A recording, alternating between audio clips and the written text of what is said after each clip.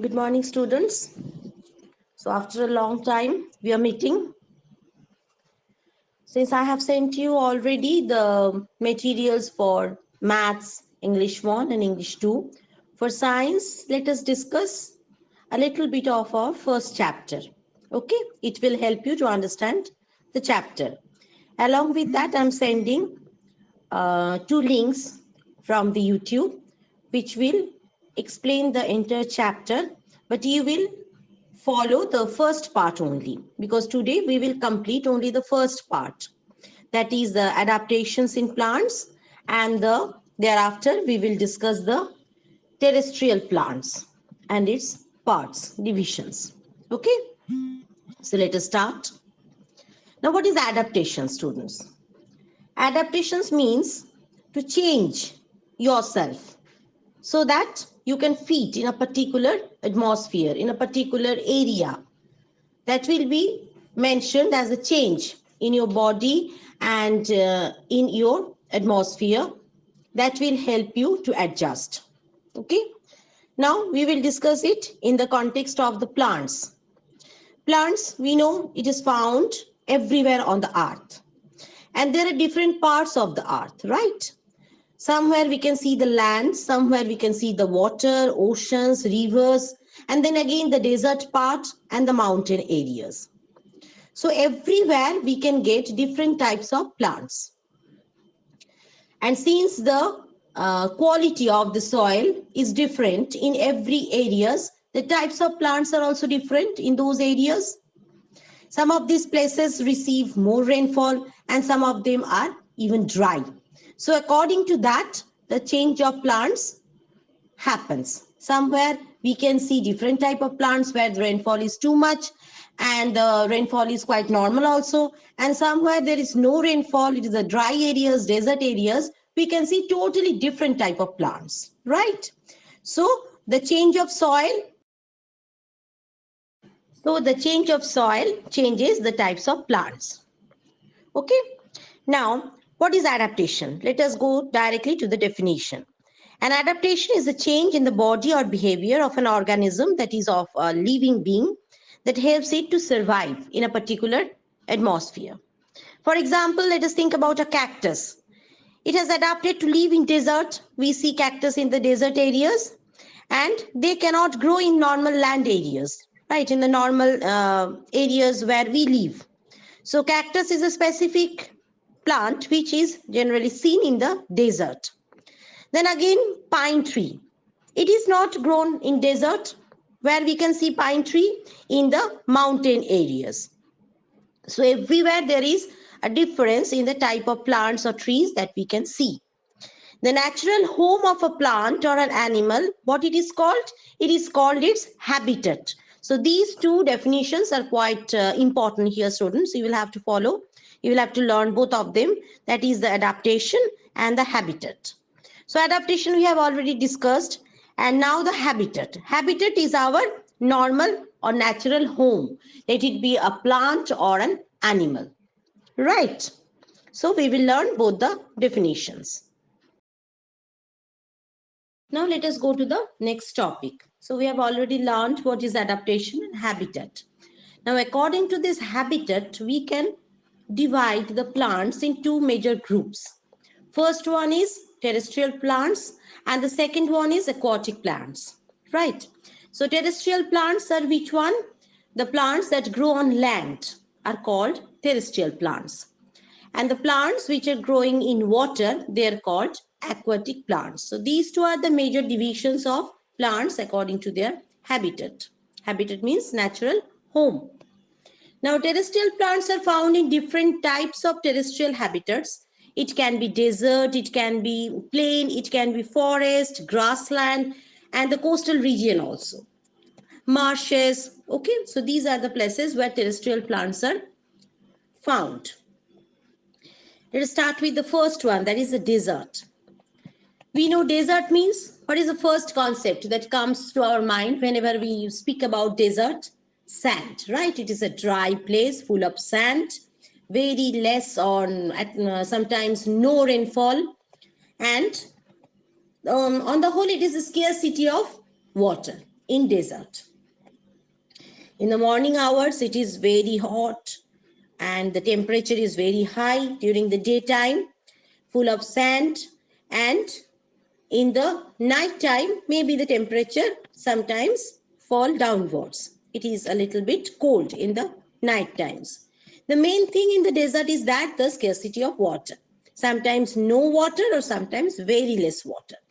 So the plants that are growing in the desert area, they will have to adjust with this thing, that is less or scarcity of water. They are not getting enough water. So these plants are adjusted with this feature. Fine.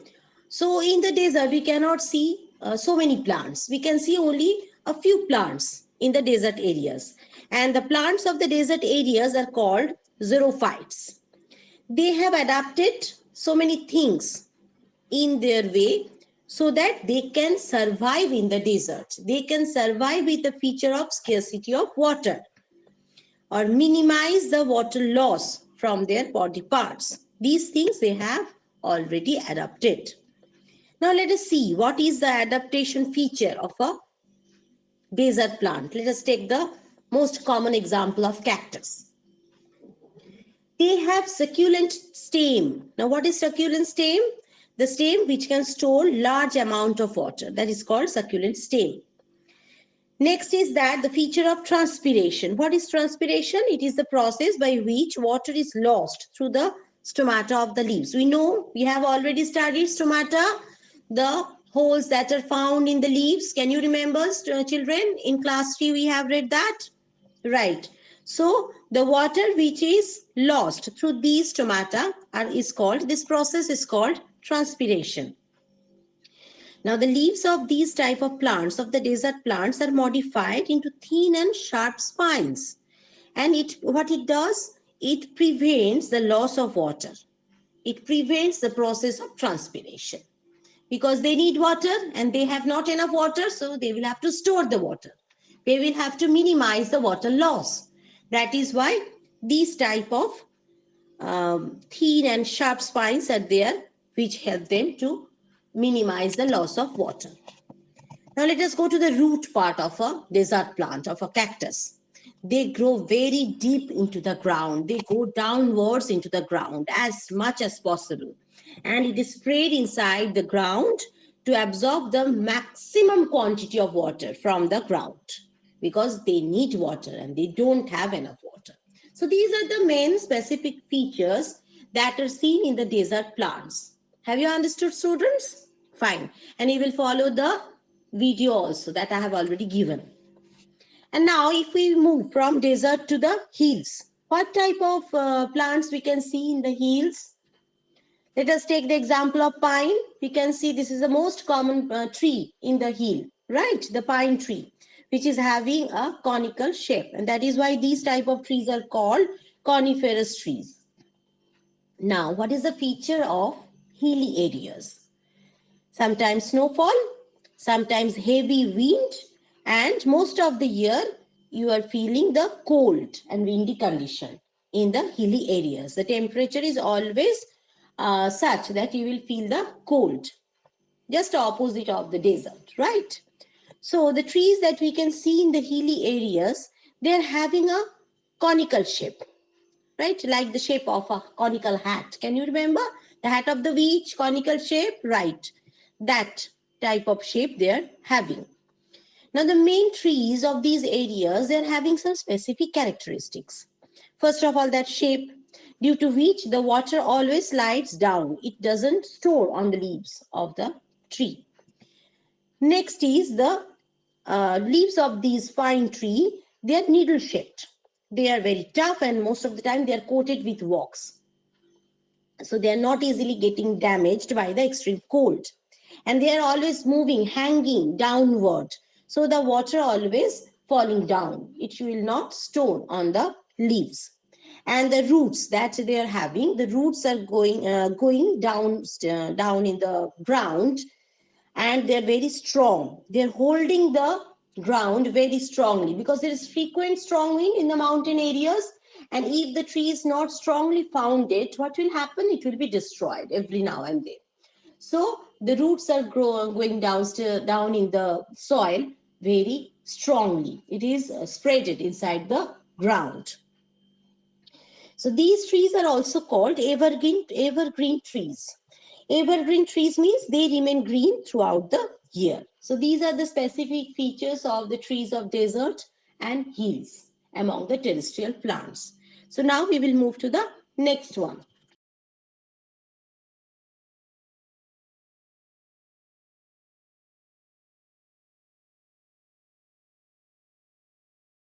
So now we will move to the next one, that is the marshes.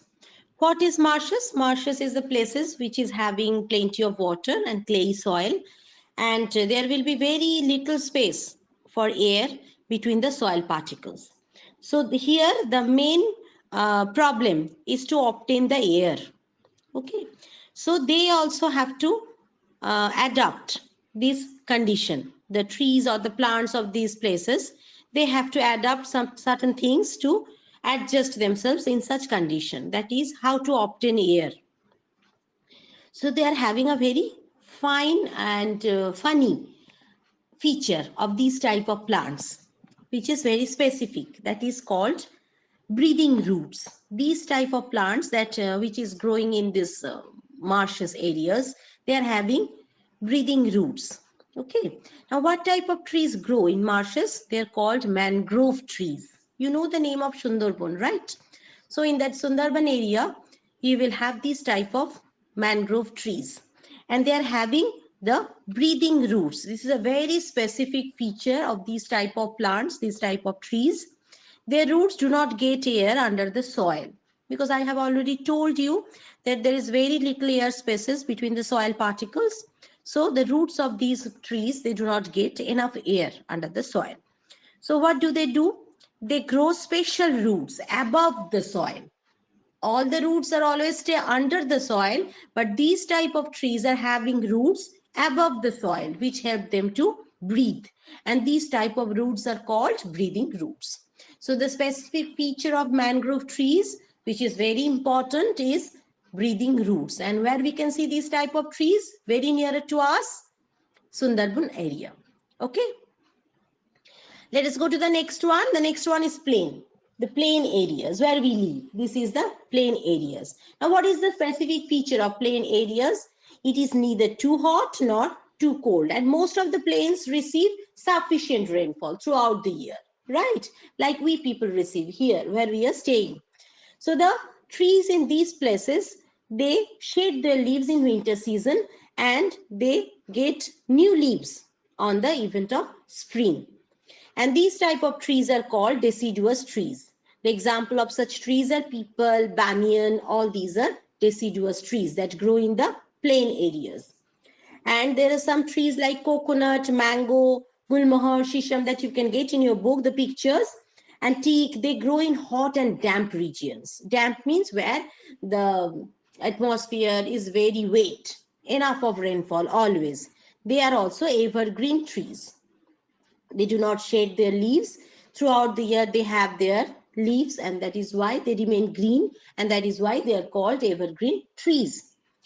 And the next topic is that is given in your book. Let us read this one also. Grasslands.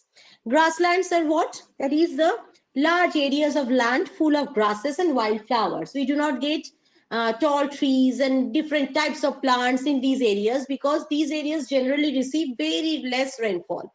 So there is no scope of having big tall trees in these areas. And the deep roots, they used to develop deep roots that grow inside the soil, and they used to absorb water from the soil, and this makes the soil very rich in nutrients and suitable for farming. So these areas are very suitable for farming. That's all about grasslands. The next topic is coastal regions. We all know what is a coast. Do we know what is a coast? Coast is the land areas just beside the sea or the ocean. So generally, these regions near sea coast, they receive high rainfall, and the water can be salty. We know the water is salty in the sea and ocean regions, right? So these places used to get very high rainfall. And the plants that used to grow in these places, the most famous ones are coconut, peepal, rubber, all these things. And they also do not shed their leaves in the winter season like the other trees. That's all about coastal region. And the last topic that is given for today's class is forest. We all know what is forest, right? All of you know, children, what is forest? Forest are regions that is thickly populated. This forest region is thickly populated with different kinds of plants. It may be trees, it may be shrubs, it may be herbs. So different types of plants are found in the forest region. We all know that. And most of them used to experience heavy rainfall. That is why the scope of having different types of trees is very easy here. And forests also, they are the home to a wide variety of wild animals and birds. So this is all about forest. And some specific trees names are also given that we can found in forest areas, not in the plain areas like us, like ours. They are orchid, mahogany, rosewood, sandalwood. These type of plants, they are mainly found in the forest areas. So today we will finish up to forest, up to the divisions of terrestrial plants. In our next class, that is 1 week after, we will do the aquatic plants. So you will follow my audio, you will follow the YouTube links that I have sent, and you will read up to the forest. I don't think you people will have any problem in understanding because we have already discussed the things. I have already explained all of them. And just below the topic of forest, one thing is given, that is track your progress. I hope all of you can see in page number 6. So in today's class, we have finished up to page number 6. You will read up to that. There is one question given at the end of the page, that is track your progress, where you will have to write down one example of the plant that is a mentioned region they have given here, like hills, grasslands, plains, marshes, deserts, coastal regions they have given. You will write one example of plant for each region that you will do by yourself in the book. Along with this, I am sending you some specific definitions which you will learn, which you will write in your copy, and some true, false, and fill in the blanks also. I am sending some questions also. You will write them in your copy. Okay. And for drawing also, I am giving some topic which you will practice by yourself and draw them in your copy, in your interleaf copy. In the white part, you will draw the topics that I am giving you, and in the question answers part, or the writing part, you will do in the ruled line areas. Okay, so that's all for today. We have finished up to terrestrial plants, page number 6. You will also learn up to page number 6. In our next class, we will start aquatic plants and we will finish the chapter, and we will discuss the question also that is given in your book. Thank you, everyone. All of you take care and read also. Okay, bye, children.